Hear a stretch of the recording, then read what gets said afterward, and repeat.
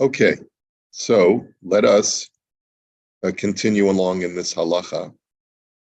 Hi, good morning.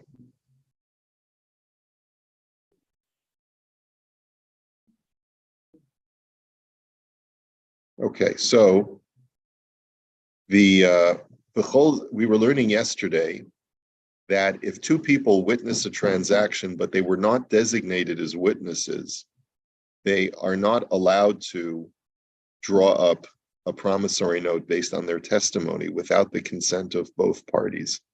Because who's to say that there weren't other witnesses who might have drawn up the same promissory note? But then we said, Avol hamochel davar lachaveru b'fnei edim o patro me'ezachov shayachayev lo kosvin v'nosnin. But if a person makes a declaration, not that there's a transaction of money changing hands, but Reuven says to Shimon, I'm moichel your debt. I forgive your debt. So then in that situation, anyone can draw a paper to testify what happened. Because there's no damage that can ensue if there's more than one document that attests to this cancellation of a debt. Once a debt is canceled, it's canceled. We're not talking about anyone being able to collect more than they would be entitled to, just because there are multiple statements that attest to the cancellation of the debt. So the Imrei Yaakov says as follows: Kaimelon mechila ein tzarich kinyan. We paskin that debt forgiveness does not require a kinyan. It just requires a verbal declaration in the presence of the debtor, and to corroborate it, it needs to be in the presence of two witnesses. V'hatam shemiyad shemochel lo nistalek mimenu hamoichel v'nechleku haposkim migam benokan hamochel shtarchov biyado hadin kein. The only machlokas is, and we saw this yesterday, started to look at this yesterday. The only machlokas is, can a person be moichel a debt? Can he cancel a debt while still holding a promissory note? Does the presence of the promissory note cancel his verbal declaration or not? Does he have to surrender the promissory note or destroy it in order for the debt to be truly canceled? The yesh omrim de betofa shtarchov biyado kol zman shelo machselo miyado mahani be'afilu mechila gemura below kinyan. He says, because some say that as long as the creditor is holding a promissory note, it's irrelevant whatever he says, because unless there's an actual kinyan between the creditor and the debtor. Once there's an actual kinyan in front of witnesses, then the promissory note is no longer legally binding. Because of hashachta husveika dedina, the shach says that it's not clear what the halacha is. This is where we are up to. Kosav maharshal, the im omar, shebelibo hayalim cholo ach achshav rotza liisnake mimenu le'iza siba v'tovo lo mahani tiviaso. The Maharshal writes a very interesting statement. He says a guy goes over to his friend and they get into a fight, right? Shimon took the last piece of herring at the Kiddush, and Reuven is so upset with him. He says, yeah. Well, I don't know. So Reuven says to him, you knew I wanted that last piece of herring, and you went ahead and you took it. You know the $1,000 that you borrowed from me last year? I had in my mind that I wasn't going to ask you for that money back. But because you took that last piece of herring, I am not moichel. I rescind my forgiveness, and I want you to pay me back every penny. Yeah, it's an expensive piece of herring. So the question is, what's the halacha? He's essentially admitting that at one point he was moichel the loan, and now he's saying that he's changed his mind. So the Maharshal says an amazing thing. He says once a person admits that he was moichel the loan, even mentally, he can't reactivate it. And so that declaration, if it's made in front of two witnesses, cancels the debt. He says, I was going to be moichel as opposed to I was moichel. No, he says, that in my heart I really wasn't going to ask you for the money back, which means essentially Yeah, yeah, yeah. But now, look, now you behave this way, forget it. So his tevia, his claim now is no longer valid. Ki mechila belev nami havi mechila, because even debt forgiveness mentally, without even saying anything, is forgiveness of a debt.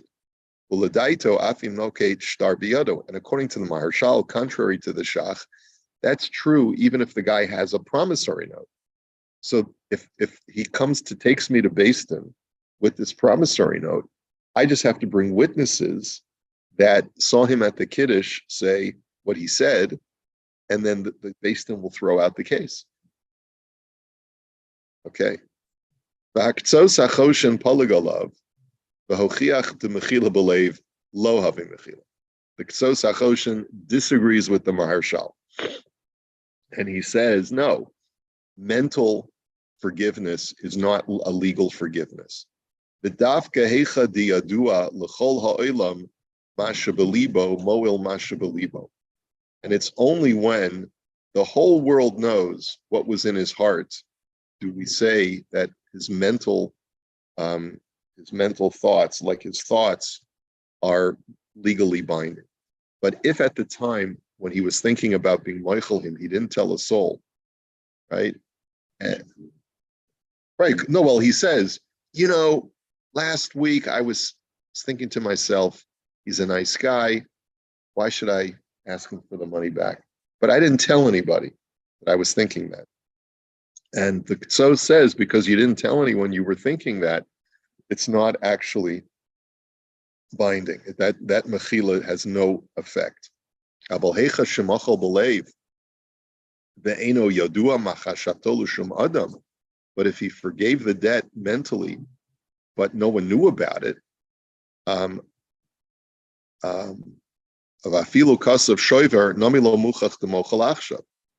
that's true, even if he wrote up a piece of paper saying, let this receipt acknowledge that payment was received in full, even when it wasn't. In other words, which he would that he was planning to give to the debtor just as a favor. You no longer owe me any money. Okay? Because that receipt in itself is not proof that he was willing to be moichel the debt. Maybe that's just it was his plan that when the guy would pay him back, he would give him the piece of paper. You don't know. And therefore, it's purely thoughts of the heart, and that has no legal standing. If that was said rather, I forgive you that, as opposed to that is paid in full. It's a good point, Paul. Excellent point. It sounds like from the language that Rav Stern is using, that would be sufficient to forgive the debt because you're doing something external out of your mind. But if you could interpret the piece of paper as pay, right? Well, no, you say the debt has been fulfilled. The debt has been fulfilled. You owe me nothing, right? And it doesn't say explicitly, I forgive the debt, even though you haven't paid me. So then you really have no indication. Ve'im mochal befiv af shelo haya bifnei chavero mikol makom havi mechila. If, however, he verbally forgave the guy, then even though it wasn't in the presence of the debtor, that's a valid mechila, that's a valid forgiveness of debt. And then he tells you can see further. We talked a little bit about this in Siman Aleph. I'm just thinking, what if it was pillow talk with his wife? And his wife just happens to mention to her friend, yeah, my husband, we don't need the money, thank God. And my husband is just going to not bother him to pay it back. So that could get a guy in trouble. Talking to his wife one night after work. I don't know, should I? Yeah. The moral of the story, tell us, Doug. What's the moral of the story? Okay. We'll have to edit that part out. Okay. All right. So anyway.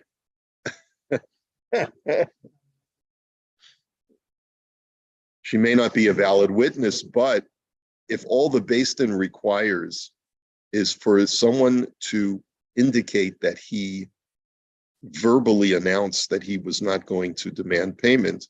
What is it? Is it the fact that he verbalized it, or that he verbalized it in front of kosher witnesses? It sounds like from the language that Rav Stern was using from the Ktzos, that verbalization is sufficient even if no one heard it. But if someone can, let's say, capture on a recording that he forgave it, even though it wasn't in front of witnesses, that would be sufficient. So it could be that if the wife says, my husband did say it, and then they schlep him into court, and then they ask him, this is what your wife said, it's going to put him in an uncomfortable position. He doesn't want to lie, so he may have to say, yes, I did say it, right? One person brought it, that would be fine also. Even if one person heard it, well, it depends if the creditor denies it or not. If the creditor says, you're lying, I never said that, so then he would still be able to collect the debt. They might be able to make him take a shavu or something like that. But we don't do shavuos today in Basin. Okay, shalomi daito. Guy would hold a chumash, right?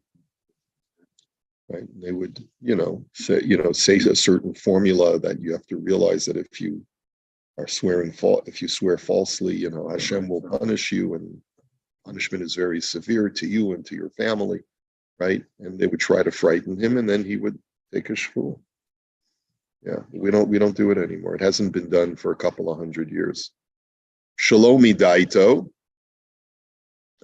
So what was this? What was just, let me catch the thread. He says, right, if you forgive a debt, bifnei edim, o patro me'ezachov shul chayev lo, kosvin v'nosnin lo shalomi daito b'chol inyan.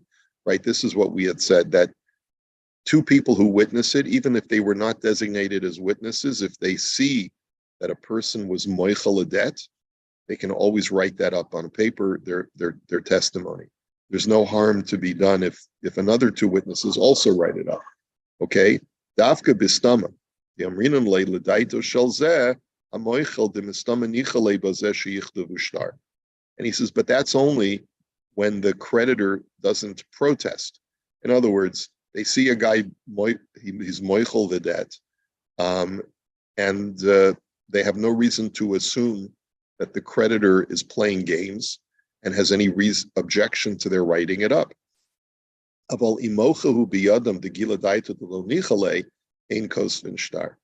if he says explicitly, I'm being moichel this debt, but I don't want anyone to write it up, right? I don't want anyone putting this down on paper, right? So then they don't have a right to do so. Now, could he still collect the debt? Well, if he has a promissory note, that depends on the machlokes that we learned just a few minutes ago. If you were moichel a debt and you're still holding on to a promissory note, can you still collect the debt? The shach is not certain. Based on that, if a guy brings testimony, even verbal testimony, even without a piece of paper, and he says, you see, I have witnesses that say that the guy forgave the debt, so then, I don't have to pay, because hamotzi mechaber olav haraya. You want to extract money from me? Bring proof that the halach is that you have a right to collect. I go according to the shach, who says that once you've been moichel, even if it was just verbally, then I don't have to pay you anymore. Okay. All right. So let's just take a look at these likutim. Hamoichel, if a person forgives the debt. Amar lishlucho sheyimchol hachov shelo lechavero. What happens if a person tries to be moichel a debt via proxy? He says, please tell Ploni, Reuven says to his shaliach, he says, please tell Shimon that I am moichel, I forgive the debt. So does that help or not? Yesh omim demahani hamachila b'shlucho shel adam kamoso v'yesh cholkim dahamimili v'lo mimsari l'shaliach. So some say that kind of proxyship is effective, and therefore the debt is canceled. Other opinions say that you cannot appoint a shaliach to just say words. A shaliach has to do an action in order to be your proxy. right? Like to present a ring to a woman for kiddushin, that you can appoint a shaliach. To give a get to a woman, you can appoint a shaliach. But simply to just make a verbal statement, that you cannot appoint a shaliach for, to change the halachic status of the situation.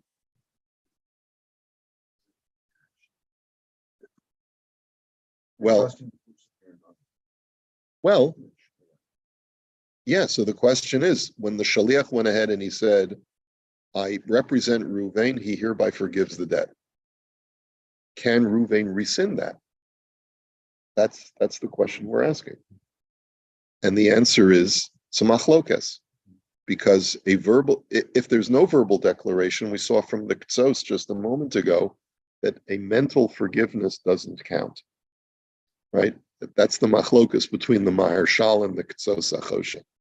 By the way, if a guy takes me to Beis Din because I owe him money, but then I have evidence that he said at the Kiddush that he forgave it and then he rescinds it, so the Maharshal, I can say I paskin like the Maharshal.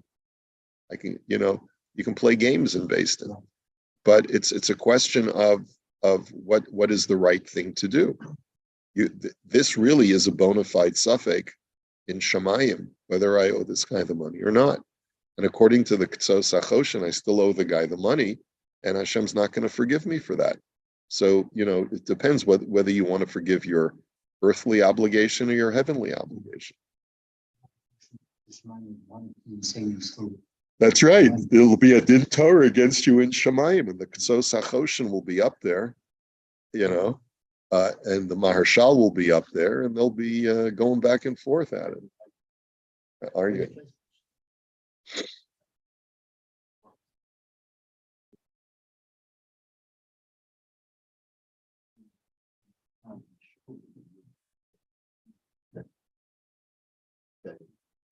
That could be the reason. It could be the reason why this opinion says the mechila doesn't hold. Yeah, it could be. I'm not sure. Okay. Now, after Kaimelon, the mechila ein tzorich kinyan, ein ze amor elahecha shemocha lehedja.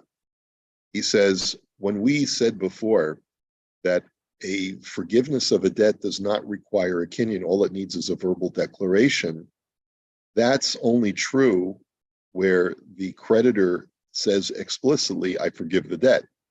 Aval imatil tanai, kagon ba'omer, im lo avo adzman ploni machol hachov, lo havi mechila b'li kinyan. But let's say he makes a conditional statement. Let's say he says, if I don't come back by such and such a date to collect the debt, you can assume it's forgiven. Let's say he says that. The only way that debt is forgiven is if there's a kinyan, right? Because that kind of conditional forgiveness requires a kinyan. I don't know what the basis for that is, but he's quoting the Shilos Shuvas Marami Rutenberg. It's a very, very old shuva. It's going back to the time of Tosfos. Okay, so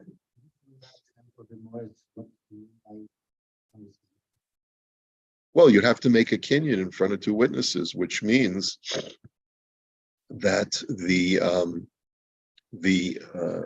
debtor will give him a handkerchief, and the creditor will then say, with the lifting up of this handkerchief, I hereby forgive the debt, provided that I don't come to collect it by next Tuesday. Okay, all right. Next, amoichel lechavero. So he says, what happens if Ruvain forgives the debt and Shimon says, no, I'm not accepting your debt forgiveness. I still owe you the money. Okay, he's a very proud person. He's not interested in handouts, and he refuses to accept the mechila. What's the halachic status at this point moving forward? So Koslav b'machane Ephraim, the Talib b'pluktas harishonim, imechila avi hakna'a usiluk ba'alma. He says that all depends how you understand what debt forgiveness is technically, or what the machination of a debt forgiveness is. Is it giving the fellow something, or is it withdrawal from a situation? Conceptually, what is it? When you forgive a debt, is it tantamount to you giving the fellow a gift? Or is it tantamount from you withdrawing yourself from a financial relationship that exists? So anyone can withdraw themselves from a financial situation or a relationship, right? It could be unilateral, right? But if we've generated a debt between us, and my forgiveness of the debt is as if I'm giving you a gift, then you can refuse the gift. And if you refuse the gift, then the debt is still binding.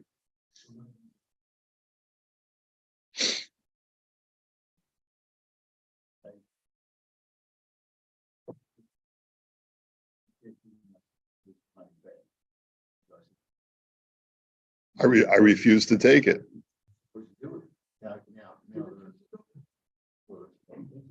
You can give it to tzedakah. You could say, I'm not taking your money.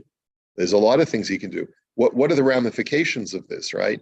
The ramifications of this are, let's say the creditor passes away and his estate then says, here, we have a promissory note. We know that there's an outstanding debt, and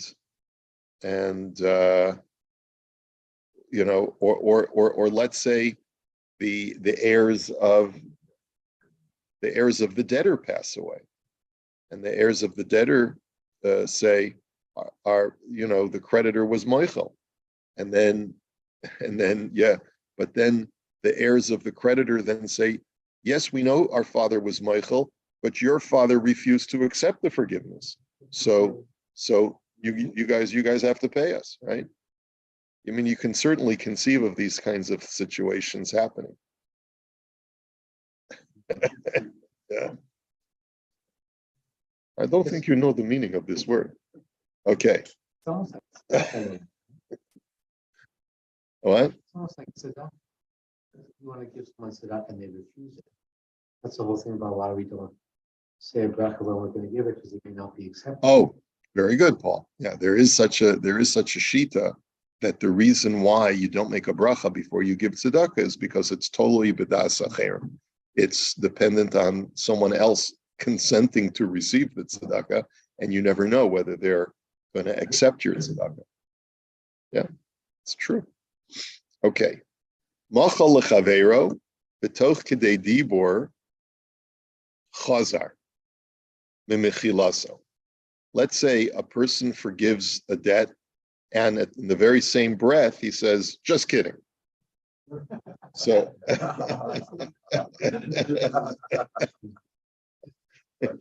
yeah. So he says, so he makes a declaration in front of witnesses, and he says, you don't have to pay me back. Just kidding. Okay. He retracts it. So he says, Lo mahani chazaraso shekvar zacha bo chavero. The rescinding of the forgiveness is not legally acceptable. Once he's been moichel, once he's forgiven the debt, he can't take it back. He cannot take it back. Why? Because the moment that I said I forgive, the debtor has been let off the hook, and he now no longer has to pay. If I say just kidding, doesn't count. Or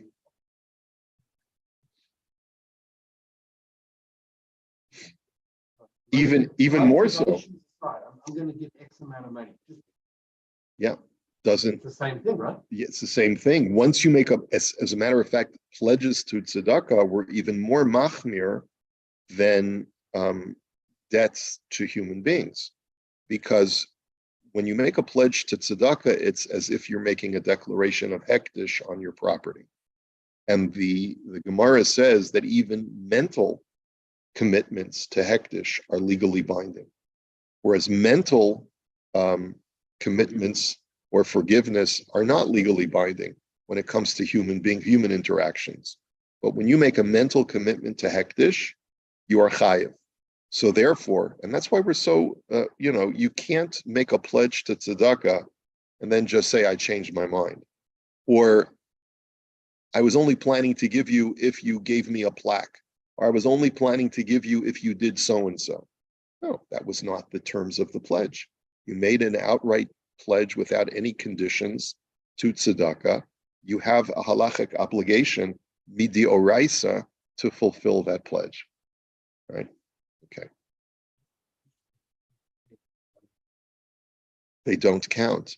Now, if you say to yourself, if the tzedakah does X, Y, Z, then I will give them, and you don't say that to anybody else. You don't make a public pledge that I'm going to donate $1,000 to tzedakah without the conditional statement. You just say it to yourself, and you say that it's predicated on such a thing happening, or if my stock goes up to a certain amount, then I'll give $1,000 to tzedakah. Then you don't have to give it if the condition did not come to fruition. Okay. And finally, Yorei Sha'omar Shemochel Chelik Yerushaso Bizman Shadain Lo Baliyado Ayin Beposkin. He's not going to get into this issue, right, explicitly, but he says, what if an heir, before the parent passes away, the heir says to his siblings, you don't have to worry about my portion of the Yerusha. I don't need it, and you guys can have it. What if he says that to his siblings? I don't need the Yerusha. What's the example? Oh, Esav. Yeah, Esav gives away his birthright. Yeah. So that, right? So in that that's a very good example. In that kind of situation, before he actually has received anything, whether or not he can forgive a future Yerusha is discussed in the poskim. It's not so clear cut. Bottom line is, whatever you say to your siblings, even if you plan on not collecting the Yerusha, don't say anything. Don't say anything. Deal with it later on. Yeah. And then mechila betos, yihavi mechila ayin beposkim. And then another issue he says I'm not going to get into now is what if you erroneously forgive the debt? You thought that the guy did a huge favor for you, and on that basis you say I forgive the debt. Turns out he didn't do what you thought he did. Turns out he wasn't the nice guy that you thought he was, and you made a mistake. So the poskim discuss that as well, whether you can rescind that mechila, which was predicated on a mistaken premise. We're not going to get into that. Okay? Rabbi, can you forgive that debt if putting like a condition? If you do that, I will forgive the debt. Yes, you can, but you have to state the condition before you forgive the debt. You have to phrase it in the way that you said it, Mordechai, which would be, if you do X, then I'll forgive the debt. If you apologize to my friend, then I'll forgive the debt, right? Or whatever, whatever scenario you can come up with. But if you say, I'm going to forgive the debt, but first apologize to so-and-so, then you can't do that because your statement, I forgive the debt, has already become legally binding. Okay, we'll hold it here. Thank you, Rabbi. Let me wish you all a good Shabbos. We'll continue Mirz Hashem on Monday. Take Good care. Shabbos. Take care, Thank you. everybody.